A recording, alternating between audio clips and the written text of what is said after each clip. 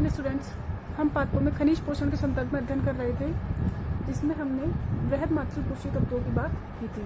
वृहद मात्रिक पोषक तत्वों में हमने carbon, hydrogen, oxygen, nitrogen, phosphorus, calcium और सल्फर के बारे में बात कर लिया था।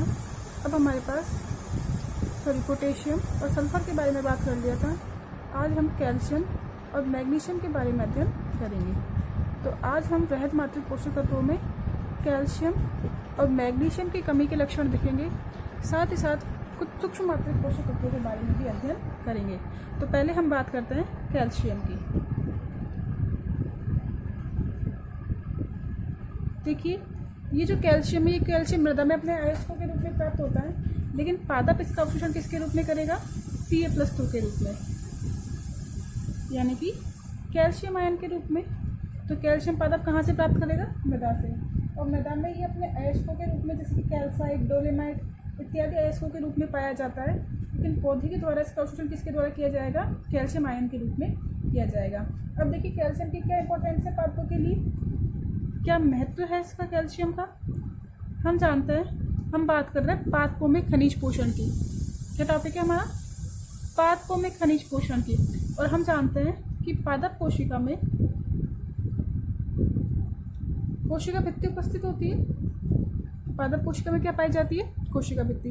और कोशिका भित्ति की संरचना में कैल्शियम, मैग्नीशियम के पैक्टेट, सेलुलोज, हेमीसेलुलोज आदि पदार्थ पाए जा रहे हैं। तो जो कैल्शियम के पैक्टेट है वो किसकी उपस्थिति में बनेंगे? कैल्शियम की उपस्थिति में। किसमें पाए जाते हैं कैल्शियम और मैग्नीशियम के पैक्टेट? मध्य पटलिका, जिसे हमने बोला था मिडिल लैमिला। जो दो पादप कोशिकाएं आपस में जुड़ती हैं, तो इनके बीच में जो लेयर होती है, ये जो इनको पृथक करती है, वो क्या होती है? मध्य पटलिका। जैसे ही पादप के जो फल है वो परिपक्व हो जाते हैं, तो कैल्शियम और मैग्नीशियम के पैक्टेट घुल जाते हैं। इसीलिए पके हुए फलों की भित्ति कैसी हो जाती है? सॉफ्ट, यानी कि मुलायम हो जाती है। फल पिचकने लग जाते हैं जैसे ही फल ज़्यादा परिपक्व हो जाते हैं। तो हमने देखा कि जो कैल्शियम है, यह कैल्शियम पादप कोशिका में मुख्यतः कहाँ काम आता है? कोशिका भित्ति के निर्माण में। और कोशिका भित्ति का निर्माण किससे होता है? कैल्शियम और मैग्नीशियम के पैक्टेट के द्वारा। तो यहाँ पे कैल्शियम के पैक्टेट किसकी उपस्थिति में बनेंगे? कैल्शियम की उपस्थिति में। इसी के साथ साथ विशेष न्यूक्लिक अम्ल, कार्बोहाइड्रेट, अमीनो अम्ल आदि के परिवहन में भी भूमिका निभाता है। साथ ही साथ ये कोशिका विभाजन में कैल्शियम की आवश्यकता होती है। और कोशिका के विवर्धन यानी कि वृद्धि, कोशिका जो विवर्धन है, वृद्धि है, इसमें भी किसकी आवश्यकता होती है? कैल्शियम की आवश्यकता होती है। तो कैल्शियम की आवश्यकता कहाँ हो गई? मुख्य रूप से देखिए कोशिका भित्ति के निर्माण में। क्लियर हो गया? अब देखिए, यदि इस कैल्शियम की कमी हो जाए तो प्लांट में क्या क्या लक्षण दिखाई देंगे, क्या क्या सिम्टम्स दिखाई देंगे, और कौन कौन से डेफिशिएंसी से यानी कि कमी से रोग उत्पन्न हो जाएंगे। पहली बात, हमने कहा मध्य पटलिका का निर्माण हो रहा है, यानी कि कोशिका भित्ति का निर्माण हो रहा है, तो कोशिका भित्ति पूर्णतः नहीं बनेगी, कोशिका भित्ति का निर्माण नहीं होगा। दूसरा, कोशिका का विभाजन कर रहे हैं, तो सेल डिवीजन भी यानी कि कोशिका का विभाजन भी नहीं होगा। तीसरा देखिए, कोशिका की वृद्धि के लिए रेस्पॉन्सिबल है।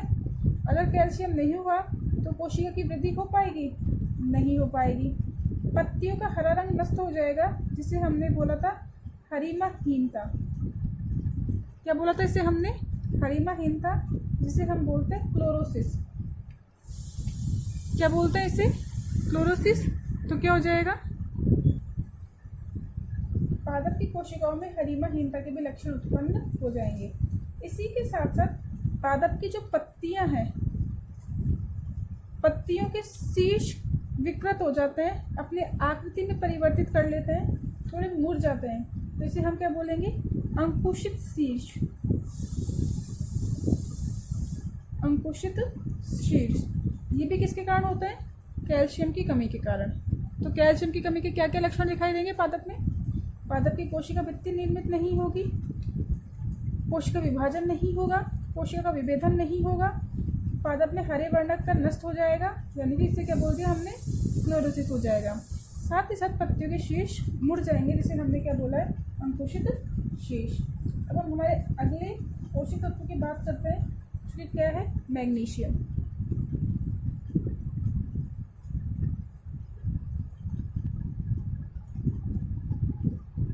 हम नेक्स्ट पोषक तत्व की बात करते हैं, जो कि क्या है मैग्नीशियम।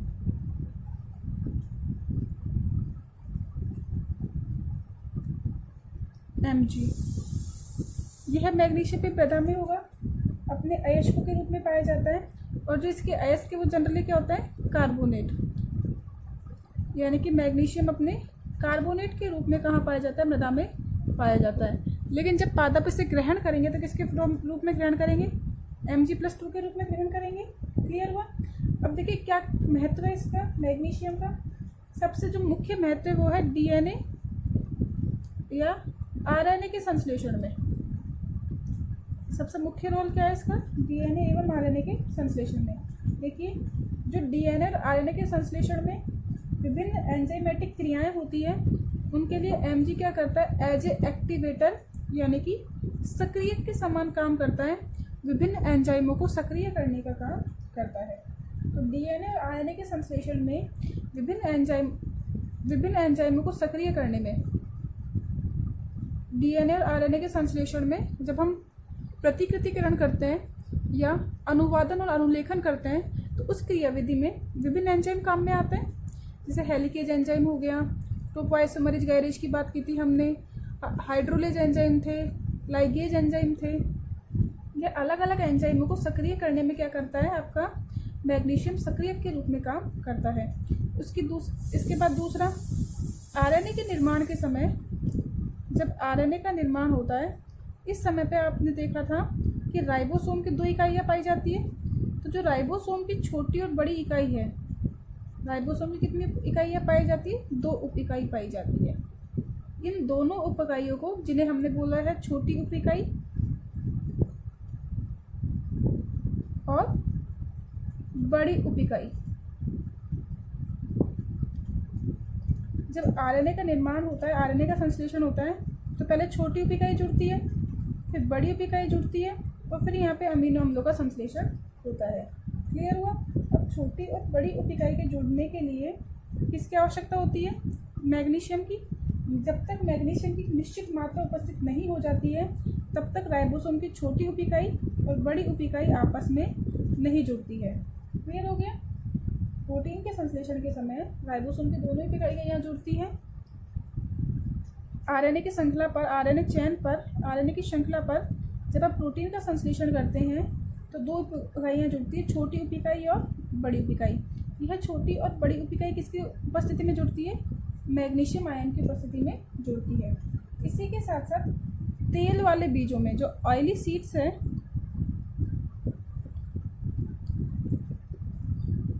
जो तैलीय बीज है जैसे कि तिल, मूंगफली, इनमें क्या होता है, इनमें मैग्नीशियम की प्रचुर मात्रा पाई जाती है। किसकी प्रचुर मात्रा पाई जाएगी, मैग्नीशियम की। ये सिद्ध कर रहा है, यह दर्शा रहा है कि जो तेल वाले बीज है उनमें तेल के निर्माण के लिए मैग्नीशियम की आवश्यकता होती है। क्लियर हो गया। अब देखिए, यदि इसकी कमी हो गई, मैग्नीशियम की कमी हो गई, तो कौन कौन से लक्षण दिखाई देंगे पादप में। पादप में मैग्नीशियम की न्यूनता से क्या दिखाई देंगे, पहली बात तो हरिमाहीनता हो जाएगी, क्लोरोसिस, पादप का जो हरा वर्णक है वो नष्ट होने लग जाएगा। दूसरा, इसी के साथ साथ एंथोसाइनिन का निर्माण भी होने लग जाता है। एंथोसाइनिन जो गुलाबी नारंगी गुलाबी रंग का वर्णक था, ये उपस्थित हो जाएगा, तो पत्तियों पर लाल गुलाबी नारंगी रंग के चकत्ते या धब्बे बनने लग जाएंगे, स्पोर्स, और हरा रंग कम होता जाएगा। इससे पत्ते क्या हो जाएगी, आपकी येलोइश पीले कलर की हो जाएगी और धीरे धीरे झड़ने लग जाएगी। हरिमाहीनता हो गया, यानी कि प्रकाश संश्लेषण के साथ प्रकाश संश्लेषण की क्रियाविधि प्रॉपर्ली संपन्न नहीं होगी, तो पादप में भोजन का निर्माण नहीं होगा और पादप वृद्धि भी नहीं दर्शा पाएगा। तो इस तरीके से हमने पादपों में वृहद मात्रिक पोषक तत्वों के बारे में अध्ययन किया। अब हम स्टार्ट करेंगे पादपों में सूक्ष्म मात्रिक पोषक तत्वों की भूमिका।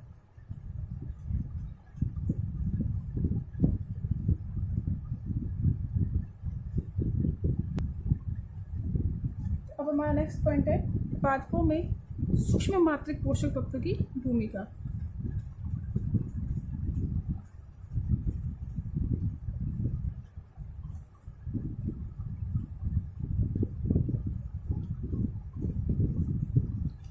इनकी मात्रा पादप के शुष्क भार में, अगर आप 1 ग्राम पादप का शुष्क भार लेते हैं तो इनकी मात्रा कितनी हो जाएगी? 1 मिलीग्राम से क्या हो जाएगी? कम हो जाएगी। ये सूक्ष्म मात्रिक पोषक तत्व नंबर में कितने होते हैं? संख्या में 8। कौन कौन से हैं? Fe, Cu, Mn, Mo, Zn, B, Cl and Ni। 1 2 3 4 5 6 7 and 8। Ferrous यानी कि iron, copper, manganese, molybdenum, zinc, boron, chlorine and nickel. तो अब हम देखेंगे ये सूक्ष्म मात्रिक पोषक तत्व पादपों के लिए किस प्रकार से उपयोगी है। तो सबसे पहले बात करते हैं हम आयरन की। सबसे पहला कौन सा लेंगे इसमें? Iron, Fe।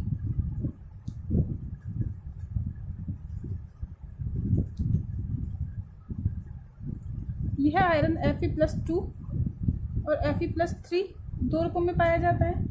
Fe+2 को तो हम बोलते हैं फेरस और Fe+3 को क्या बोलते हैं? फेरिक। Fe+2 क्या है? फेरस। और Fe+3 को क्या बोलते हैं हम? फेरिक। देखिए पादपों में जो ये आयरन है मृदा से मिलेगा। अब मृदा से इसको अवशोषण तो Fe+3 के रूप में होता है। जो अवशोषण है मृदा से आयरन का वो +3 संयोजकता के साथ होता है, यानी कि फेरिक आयन के रूप में होता है। लेकिन जैसे ही ये है मृदा में प्रवेश करता है तो विभिन्न उपापचयी क्रियाओं में भाग लेगा और किस में कन्वर्ट हो जाता है? ये Fe+2 में। तो जो क्रियाशील अवस्था है इसकी वो तो कौन सी है? Fe+2। लेकिन पादप किस रूप में इसे अवशोषित करेगा? Fe+3 के रूप में इसे अवशोषित करता है। क्लियर हो गया? अब देखिए इसकी क्या क्या भूमिका है। सबसे पहले तो बात करते हैं हम साइटोक्रोम की। ये साइटोक्रोम विभिन्न प्रकार के वाहक होते हैं, विभिन्न आयनों को लाने ले जाने का काम करते हैं। इसी के साथ साथ ये साइटोक्रोम प्रकाश संश्लेषण में और श्वसन की क्रिया में भी सहायक होते हैं। तो जो Fe प्रोटीन है, यह Fe प्रोटीन क्या करेगी? साइटोक्रोम का निर्माण करने में सहायक होगी। साइटोक्रोम B, साइटोक्रोम C इनका निर्माण करने में सहायक होगी। साइटोक्रोम के बारे में हम आगे बात करेंगे। इसी के अलावा विभिन्न क्रियाएं, क्रेब्स चक्र हो गया और अन्य पादपों के जितने भी फिजियोलॉजिकल रिएक्शन हैं, यानी कि जितनी भी कार्यकी अभिक्रियाएं हैं उसमें Fe एक सक्रिय के रूप में भी कार्य करता है, यानी कि विभिन्न एंजाइमों को सक्रिय करने का काम भी कौन करता है? Fe करता है। इसी के साथ साथ कोशिका विभाजन में सहायक होगा।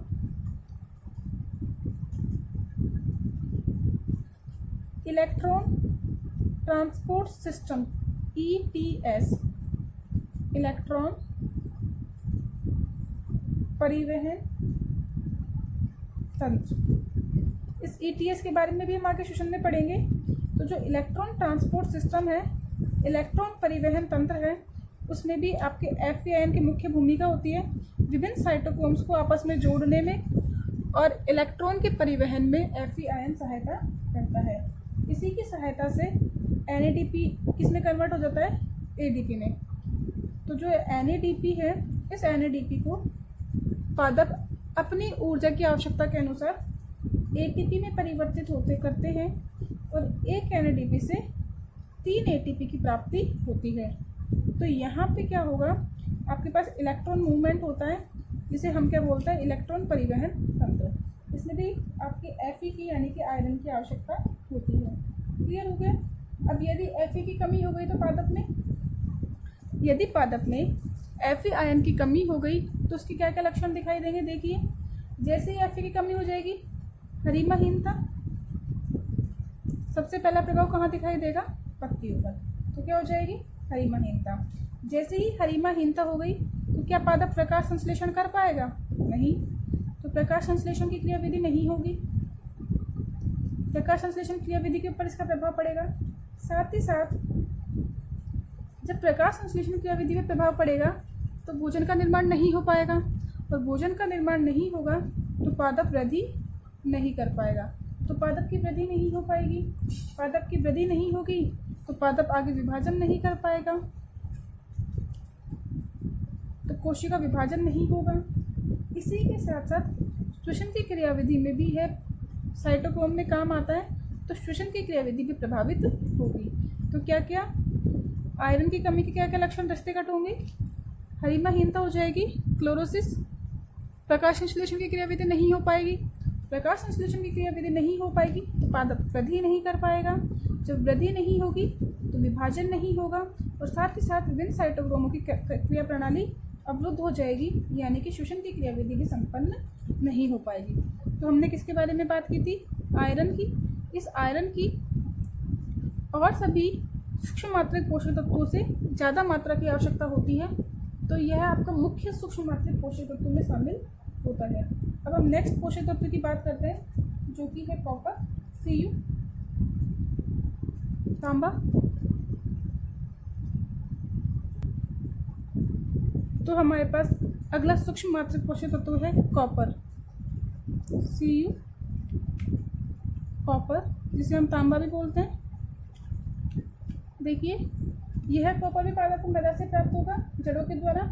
इसे जड़ों के द्वारा Cu+ या Cu+2, क्यूप्रस और क्यूप्रिक, जिसकी संयोजकता कम होती है उसे हमने क्या बोल दिया? क्यूप्रस और क्यूप्रिक। जैसे अभी हमने फेरस और फेरिक की बात की थी, तो कॉपर को Cu+ और Cu+2 के रूप में पादप अवशोषित करता है। क्या महत्व है इसका? देखिए, अभी हमने बात की थी साइटोक्रोम के, विभिन्न साइटोक्रोम के ऑक्सीडेशन में। जो साइटोक्रोम है उन्हें सक्रिय करने में, उनका ऑक्सीकरण और अपचयन करने में, साइटोक्रोम का ऑक्सीकरण और अपचयन करने में किसकी आवश्यकता होती है? Cu+ की, कॉपर की आवश्यकता होगी। इसी के साथ साथ ये ETS इलेक्ट्रॉन ट्रांसपोर्ट सिस्टम में भी काम में आता है। तो मुख्य काम क्या है इसका? आपके साइटोक्रोम ऑक्सीडेज के रूप में काम में आता है, साइटोक्रोम के ऑक्सीकरण एवं अपचयन के रूप में काम में आता है, जो कि ETS अभी हमने बात की थी। इलेक्ट्रॉन ट्रांसपोर्ट सिस्टम, इलेक्ट्रॉन परिवहन श्रृंखला का मुख्य भाग है। इस ETS के बारे में हम आगे कार्यक्रम में पढ़ेंगे। क्लियर हो? अब देखिए, यदि कॉपर की कमी हो गई तो क्या ETS तंत्र काम कर पाएगा? नहीं कर पाएगा। और जब ETS पर्याप्त रूप से सही तरीके से काम नहीं कर पाएगा तो प्रकाश संश्लेषण के श्वसन की प्रक्रियाओं में संपन्न अच्छे से नहीं हो पाएगी। इसकी कमी के क्या क्या लक्षण होते हैं देखते हैं। न्यूनता के लक्षण।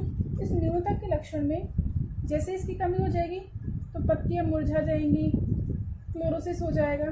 उसके अलावा जो मुख्य इसमें लक्षण है वो सिट्रस कुल के पादपों में मिलता है। ये इंपॉर्टेंट है। इसके न्यूनता के लक्षण किस में मिलेंगे? कॉपर की न्यूनता के लक्षण सिट्रस कुल के पादपों में, या सिट्रस कुल में क्या आता है? खट्टे फल, जैसे नींबू, आंवला, मौसमी। इनमें क्या होगा? देखिए, जैसे ही सिट्रस कुल के पादपों में कॉपर की कमी हो जाएगी तो इसमें एक डिजीज हो जाती है जिसे हम बोलते हैं शीर्षारंभी रोग। शीर्षारंभी रोग, डाईबैक डिजीज।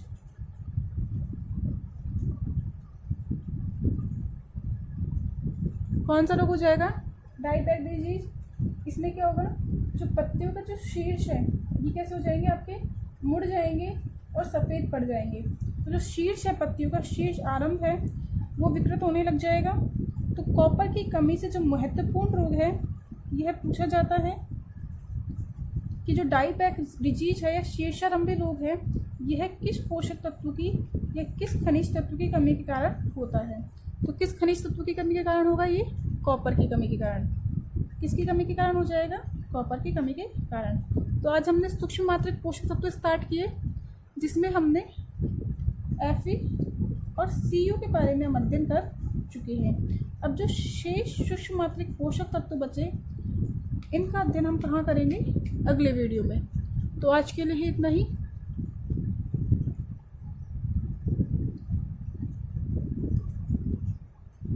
Thank you.